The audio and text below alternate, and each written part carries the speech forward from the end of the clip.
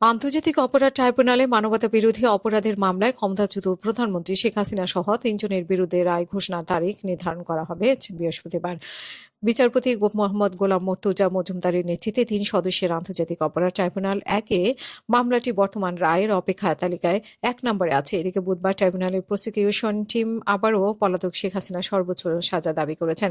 ট্রাইব্যুনালে সাংবাদিকদের সঙ্গে আলাপকালে প্রসিকিউটর মিজানুর ইসলাম জানান যে বৃহস্পতিবার মানবতা বিরোধী অপরাধের মামলায় হাসিনা রায়ের তারিখ পাওয়া যাবে বলে আশা করা যাচ্ছে। শেখ হাসিনা সাবেক স্বরাষ্ট্রমন্ত্রী আসাদুজ্জামান খান কামাল এবং সাবেক আইজিপি চৌধুরী আবদুল্লাহ আল মামুনের বিরুদ্ধে গত ১২ মে মামলার তদন্ত প্রতিবেদন প্রসিকিউশনে জমা দিয়েছে তদন্ত সংস্থা। এরপর ১ জুন রাষ্ট্রপক্ষ হাসিনাকে ট্রাইব্যুনালের প্রধান আসামি হিসেবে উল্লেখ করে তার বিরুদ্ধে আনুষ্ঠানিক অভিযোগ দায়ের করা হয়।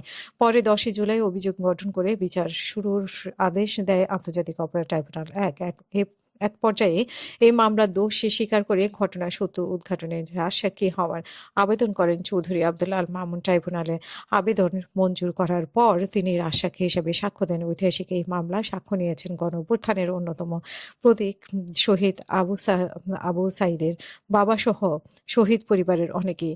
এছাড়া স্টার উইটনেস হিসেবে সাক্ষ্য দিয়েছেন আমার দেশের সম্পাদক মাহমুদুর রহমান এবং এনসিপির আহ্বায়ক ও জুলাই আন্দোলনের নেতৃত্বে দেওয়া নাহিদ ইসলাম। লিখিত সাক্ষ্য দেন বিশিষ্ট বুদ্ধিজীবী বদরুদ্দিন ওমর। সব মিলিয়ে এই মামলার সাক্ষ্য দিয়েছে ৫৪ জন।